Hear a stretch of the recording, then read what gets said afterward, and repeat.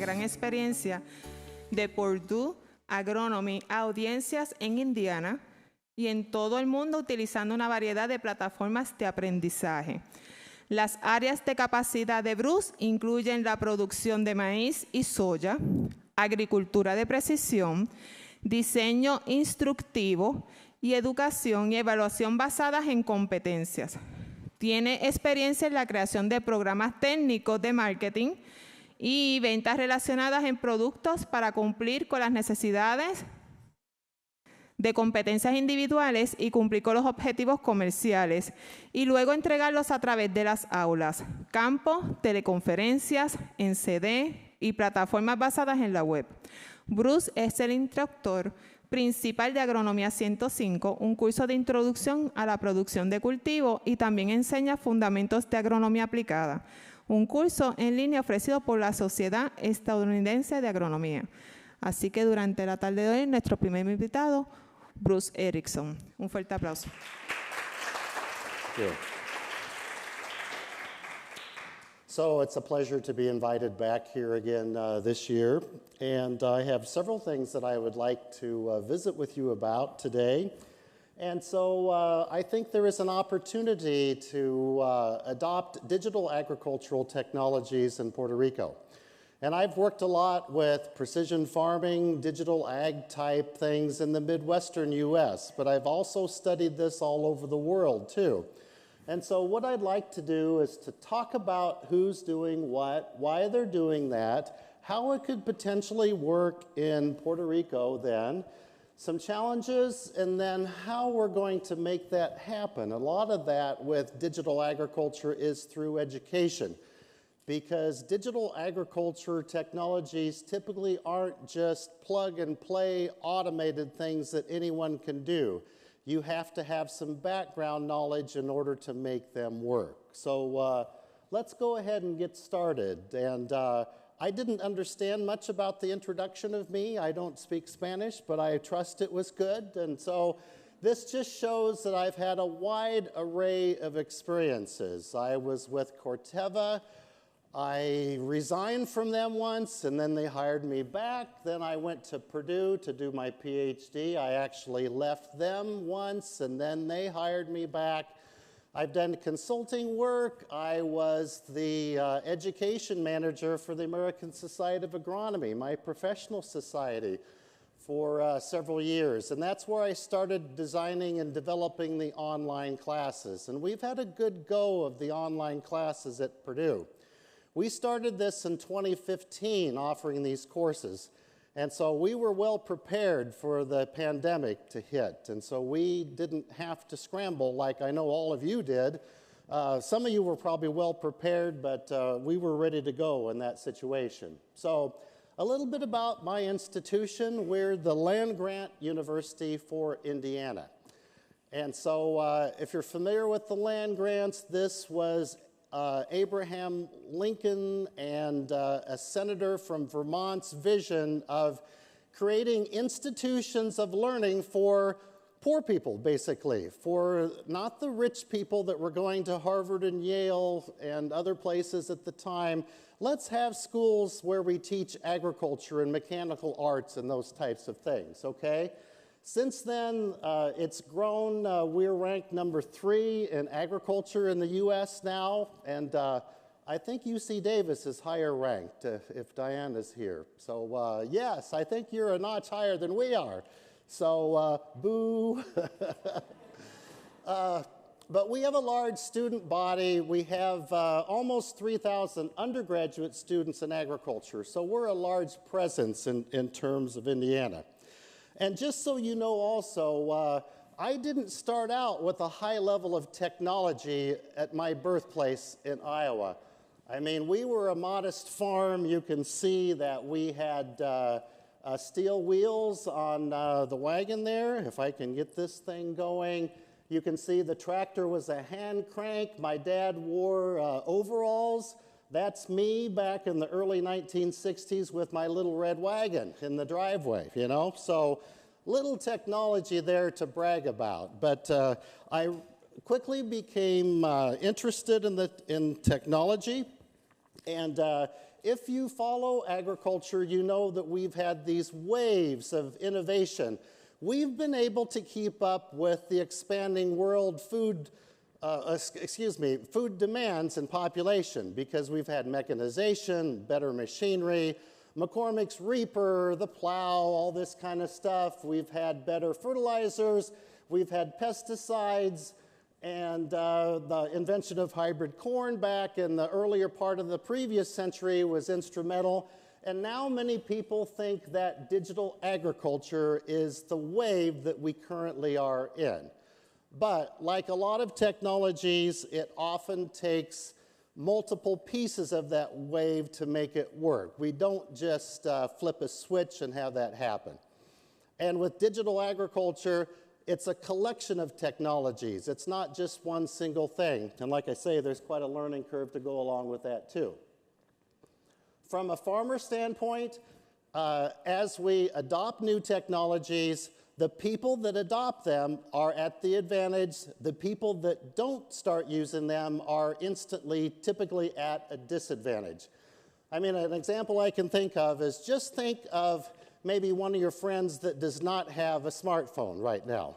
Wouldn't you say that they're at a considerable disadvantage if they're trying to navigate a career and family life and all those types of things? What if someone doesn't use a computer? I mean, I frankly can't think of someone like that doesn't have this technology now. But if they didn't, they would be at a huge disadvantage. And in agriculture, what happens is that those that adopt are at a competitive advantage, and so therefore, oftentimes we have a shifting of the economics. As we produce more maize, as we produce more fruit, all this kind of stuff, the prices tend to moderate at the disadvantage of the people that don't adopt the technology, but again, at the advantage of those people that do. So in order to stay abreast of the situation, we need to keep ahead with what other people are doing. Okay, so from your standpoint, here are a few of the technologies around the world that are popular in terms of digital agriculture. I mean, we all have global positioning systems on our phones. I mean, I think everyone knows that. You can do a mapping type thing. And we have these in almost all modern farm implements. Maybe the smaller tractors and those types of things don't, or those that were manufactured before a decade ago. But most commercial Midwestern U.S. farmers are using guidance to steer their tractors. And one would ask, why couldn't you steer your own tractor? Well, you certainly can, but if you have a steering system on your tractor, you're freed up to do other things. You can call to see how your other operator is doing. You can check the markets. You can then be freed to check how the machine that you're pulling perhaps might be operating. And if your rows are straighter, then you have an ability then to come back on those same rows, like this particular farmer is doing, and come back for a second pass and follow those same rows, okay? That would not be possible if you didn't have global positioning systems. And so even more tedious things like putting on fertilizers or knifing in something alongside the row needs to be very precise. And so automated steering and guidance can help with that type of situation. Something I call a spin-off technology is widely adopted in the U.S. Midwest also.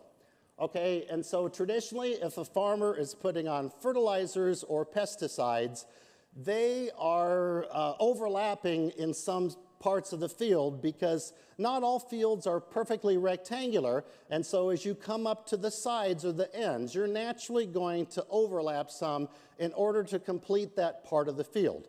Just like if you're painting, you know, you're going to have to double paint in some areas to get that little spot, correct?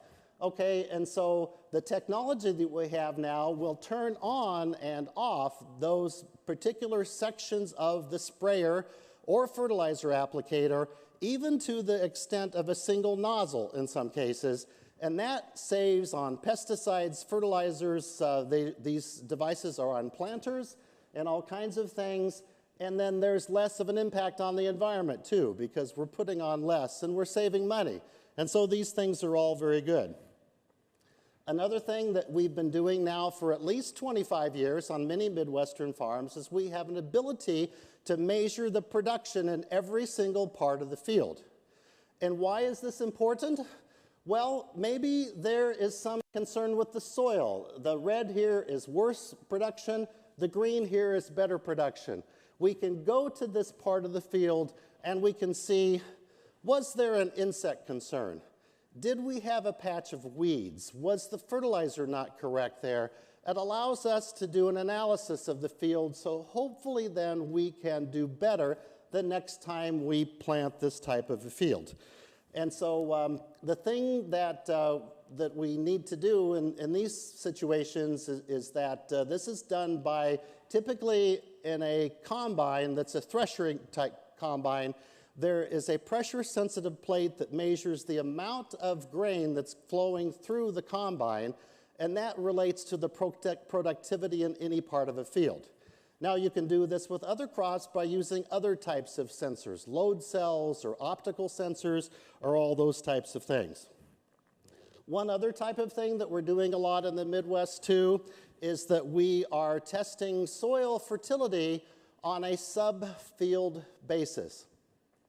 We used to fertilize most agricultural fields by using the same rate of fertilizer, the same amount of pesticide, the same everything on an entire field, even fields that are like bigger than 100 hectares. Very large fields, you just do a uniform rate because it's just a lot easier to do it that way, okay? Now we can sample portions of the field. We can do it by soils. We can do it by grids. We can do it by other methods. And then the idea then is to treat each part of the field differently. Another layer of information that we can take a look at, and this is looking down on a Puerto Rican field here, and you can see the coordinates that I provided here, but you can do aerial imagery or drone imagery or satellite imagery perhaps on a field, and then you can put the productivity, the fertilization, you can put what you did on different parts of the field, and you can then start to put together a story as to what's going on in that field, and you can hopefully increase the productivity. And this is in many ways scale adaptive. This doesn't have to be 100 hectare fields.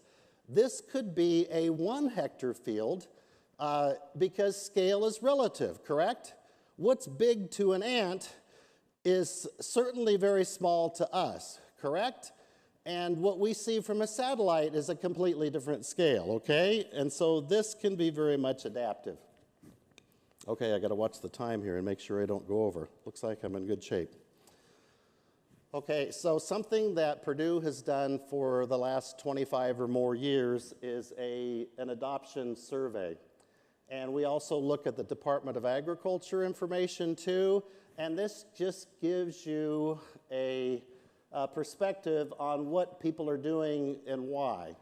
And I don't know if anyone gets Crop Life, but this is a widely distributed magazine for retailers in the U.S.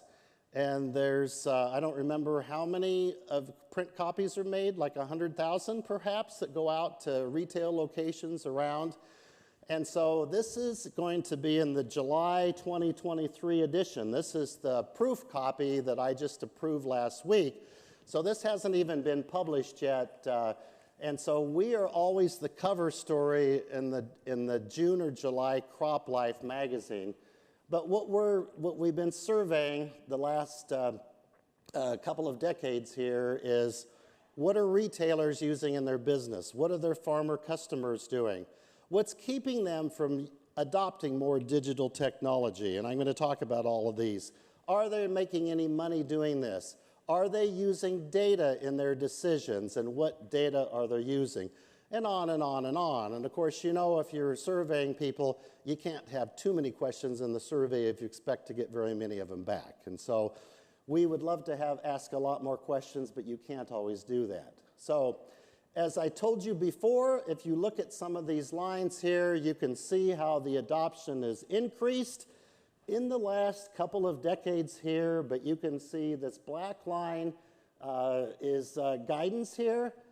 The yield monitor information is this pink line here, and you can see the gray line is grid or zone soil sampling.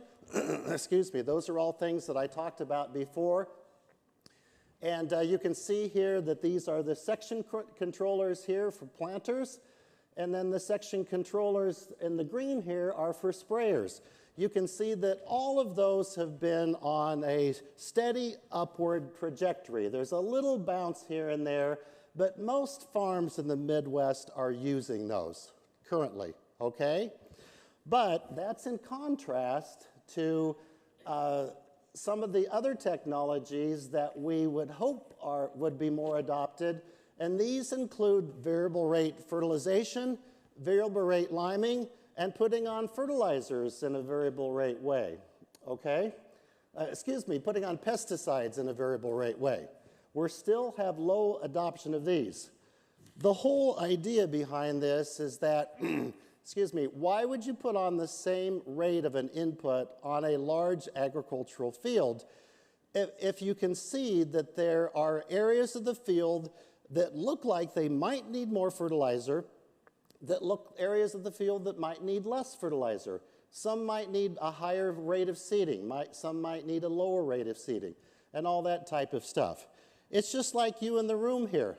There's some of you that are fully grasping everything I'm saying and probably would wish that I would be quiet because you totally get what I'm saying. There are others in here that maybe are struggling to keep up with what I'm saying because you don't have the experience. But I'm treating you all the same, like you're one mass of students, correct? If education was perfect, I should be giving you what you need. You know this as teachers. You would love to have the time to work individually with every student, correct? And that's sort of the dream of digital agriculture or precision agriculture. Could we give every banana plant? Could we give every coffee tree? Could we give every cow exactly what they need instead of treat them en masse? And so it turns out that that's very hard to do, or it's much harder to do. You know that from an education standpoint. There's just not enough time in a day to give every student exactly what they need. You hardly have time to give your room of 25 or however many what they need from a mass standpoint, okay? So I just wanted to show this too. The acres of self-steering tractors with auto guidance here, which are basically robotic tractors here, have been very widely adopted. You can see in 2019, we don't have any more recent information than this. Every different square here is a different crop because they don't survey every crop every year, but this is Department of Agriculture that agrees with ours. But you can see the top of the line there is 80%. And so most farmers are using some type of guidance. But like I said before, most farmers are not doing variable rate here. About a third or a little more of maize farmers are doing some type of variable rate technology, but much fewer soybean farmers or cotton farmers or peanut farmers or winter wheat farmers are doing this. And so why is that? Why are there so fewer farmers doing the data-based type of variable rate technology? And this is the technology that I'm saying where you're trying to treat different parts of the field differently, because every part of the field theoretically should have its own individual treatment, just as you should be treating every student somewhat different. Okay, so like I said before, and this is near Salinas here, you can see this large agricultural field here with a center pivot, obviously. You can see that there are different soils in different parts of the field. You can see the variability there. It would make sense that maybe there would be a different fertilizer rate here as compared to here. It would make sense that you would do different things in different parts of the field. But the problem with that, though, is that it has been extremely difficult to collect the data and to characterize every part of the field and to know exactly what to do. And I wish I had more time to get into that, but I guess what I can say is that there's a lot of factors. If you think about the production function of any agricultural field, you've got the genetics, you've got the fertilizer, there's the soil, there's the weather, there's potentially pests that might interact with that. How many factors going in to determine the productivity and the quality and other traits of that particular field? It's a very complicated thing, and those factors also interact, don't they? They compensate for each other. So it's been very hard for us to figure out how to do this. Okay, so for those same dealers, if we ask them, what are the constraints then for them not doing more precision agriculture? Because we're always trying to figure out what can we address to try to get them to do more precision agriculture. Okay, cost is often a factor in this situation. The cost is greater than the benefits, they tell us. The pressure on farm income limits their use. For dealers, a couple of big factors are it's difficult to find employees who can deliver precision services, okay? And that's where you come in. It's been very hard for U.S. Midwest people to find the right set of people with the right skills to implement the precision practices. And what did I hear? The U.S. Department of Commerce came out with an unemployment report, and there were there was a fairly large group of unemployed people, but there was a larger amount of jobs available.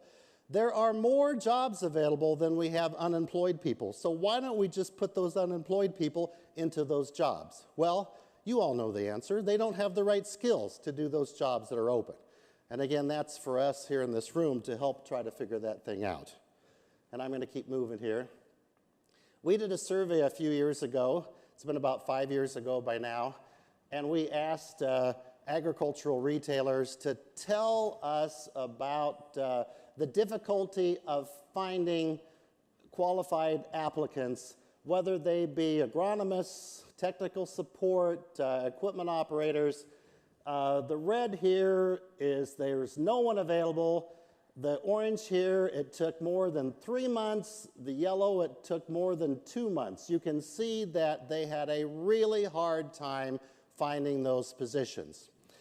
If they interviewed for these positions, we asked them what was their level of proficiency of the skills that they had.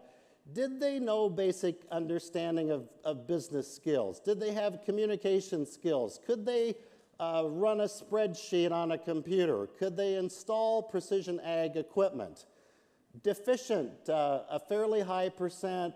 Their skill level was low in most of these cases. Again, you can see what that's showing is that there is a real need for education in precision agriculture.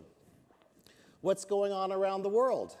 So my colleague, Jess Lowenberg-DeBoer, and I wrote an article, and we studied adoption surveys from around the world. And this actually was the most downloaded paper for Agronomy Journal here for a couple of years. And so we were pretty happy with the reception of this paper. And if you want to take a look at what this is, I can send you the link. But the big story of this is that there's an overselling of precision agriculture. There's much less precision agriculture used around the world than what most people think. There are many governments around the world that are thinking like, why aren't my farmers in my country using more precision agriculture? Because this is supposed to be the next wave of technology. Is that not right? It'd be like, why wouldn't farmers be adopting hybrids back in the 1940s if that is the coming technology? Why wouldn't they be using improved seeds or pesticides?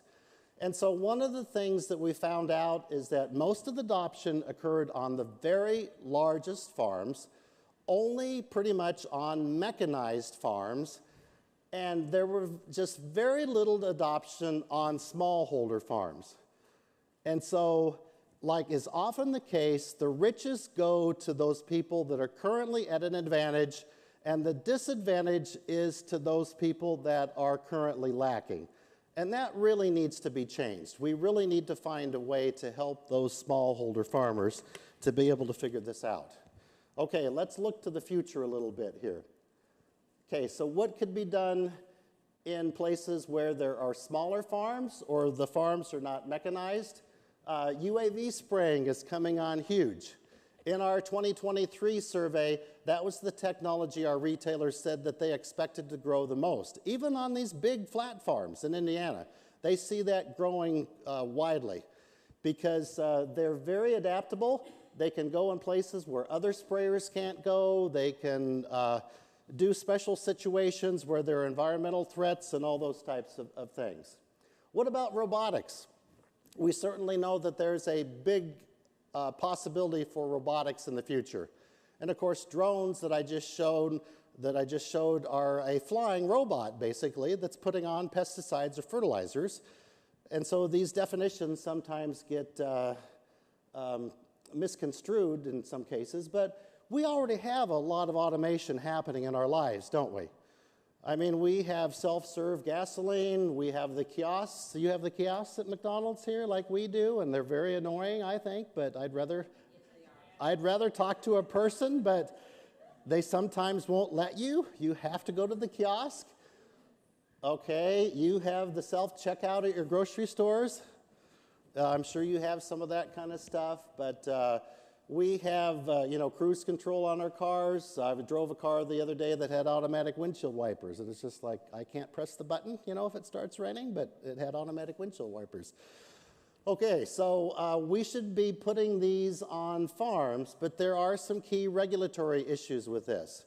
And then one of the key regulatory things is safety, and that if you have like a tiny little drone, like the ones you can get at Best Buy or whatever, that weighs a pound or two or whatever, that's probably not a big threat to anyone. But if you have a robot that's as big as a car going through a field and it's weeding the field and it's using some kind of a mechanical device that's spinning and it's out in the field all by itself and there's some children playing at the end of that field, that's going to be a really big problem. And if one of those kids gets hurt, who's going to pay for that? So this is a lot of what's being discussed around the world, is how can we do this type of thing? How much supervision do we need? Do we need a human nearby all the time? Can there be a human in an office? If there's a camera on this device that monitors this, that's probably the big issue right now. The technology is pretty much working, and a lot of these robotic technologies could work really well in Puerto Rican agriculture. For smallholder farms, for weeding, for fertilizing, for going in places that are maybe hard to get to with a traditional rig going across the field. What about artificial intelligence? I'm a little scared about this because I just got a grant from the National Science Foundation to do the education for this for agriculture for an artificial intelligence institute. And a lot of people struggle with the definition of artificial intelligence, but I would say that you're already being influenced by artificial intelligence. One way that I think of is as you're doing your Google searches and it comes back that, oh, you should maybe also search for this. It's learning from what you are searching, correct? And it's saying that, oh, if you like this particular household appliance or whatever, you may also want to buy this, okay? And it knows you. Okay, and none of us really like that concept. I don't, at least. It's somewhat intrusive, but in agriculture, one of the examples is that it can learn the weeds or the crops in a field, and then it can tailor its approach to what's going on in that field the next time it goes through there, okay? So artificial intelligence might be something that we'll be looking for. The Internet of Things is we have sensors and more sensors. And as we have more and more sensors, we have more and more data, don't we?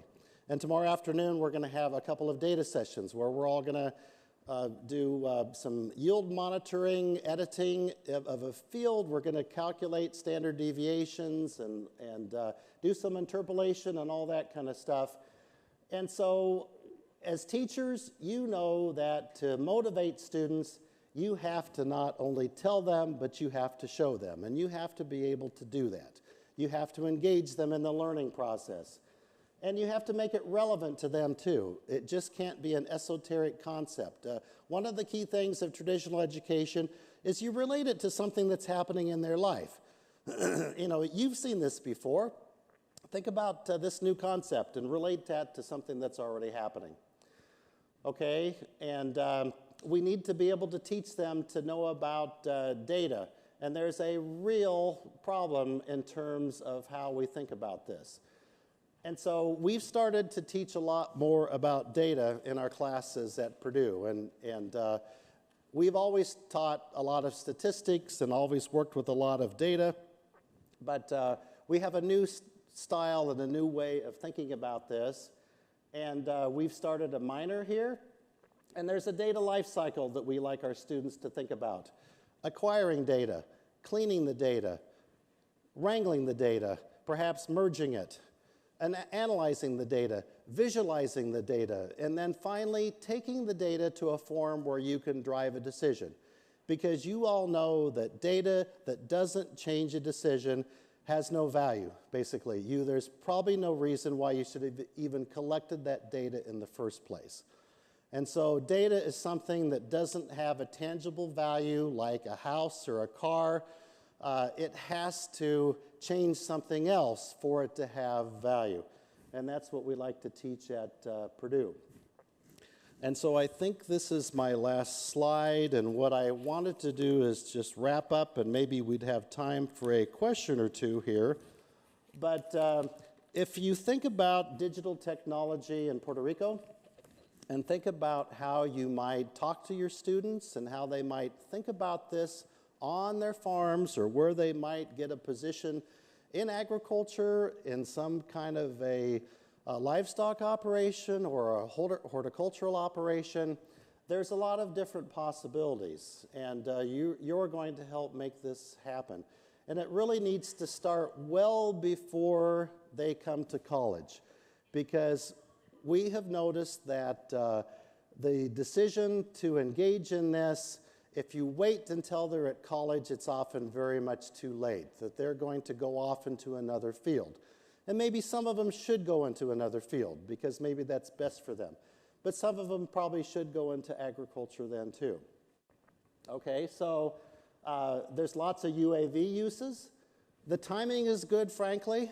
We have a period where agricultural prices now have increased dramatically in the last few years, correct? I mean, look at what's happened at the grocery store. But the price of electronics has only gone up modestly, correct? And so the value of applying that technology is as good as it's ever been, because the cost of that technology is relatively low compared to the value of what it's going to change, okay? And so the key thing, though, that we always need to think about is that whenever we do something in agriculture, we need to think about what we're changing. How is that going to change the outcome? And that's often the thing that's lacking. If you use a drone and fly it above a field, you can see different areas of the field, and they may look different, but what is it about that different part of the field that you could potentially change and increase the productivity, reduce the cost of the farmer, or maybe connect the farmer better with the end user of the product?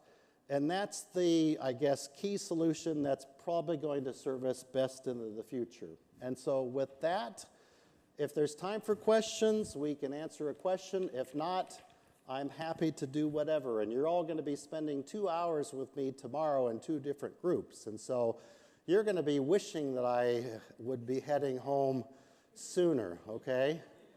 So, okay, thank you.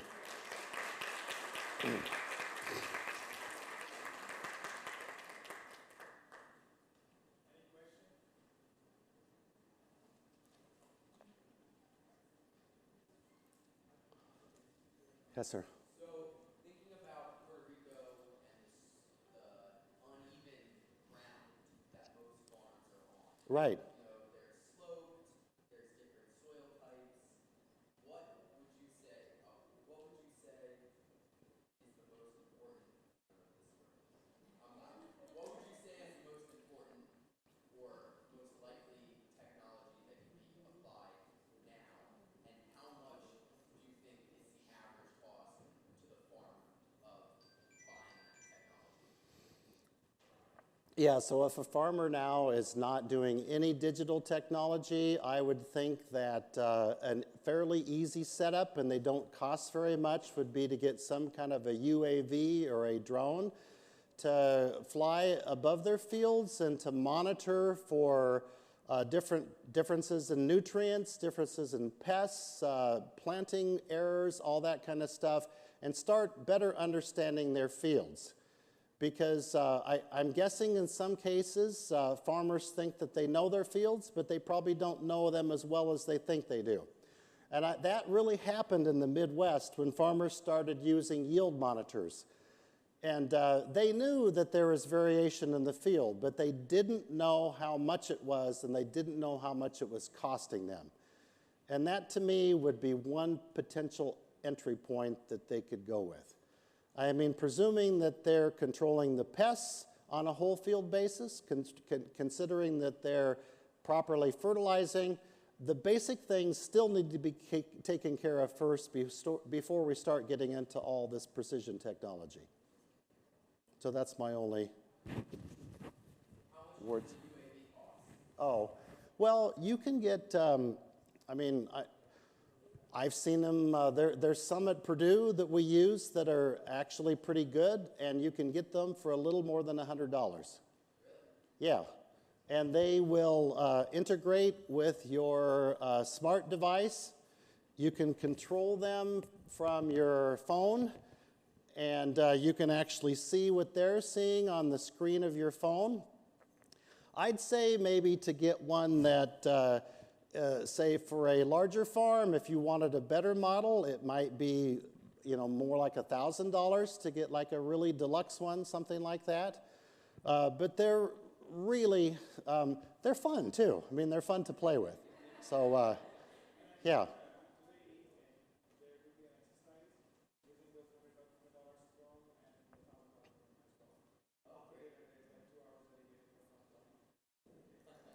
Now, I'll have to say, too, that precision agriculture, digital agriculture, has been hindered in some ways by our attraction to toys, okay? So farmers like shiny things that do things in a field or whatever, and we need to make sure that we have a business purpose for taking those images or flying that drone over the field. If it's just an exercise and fun, then, well, hey, look at here. How much did that one cost? So, probably more than 100.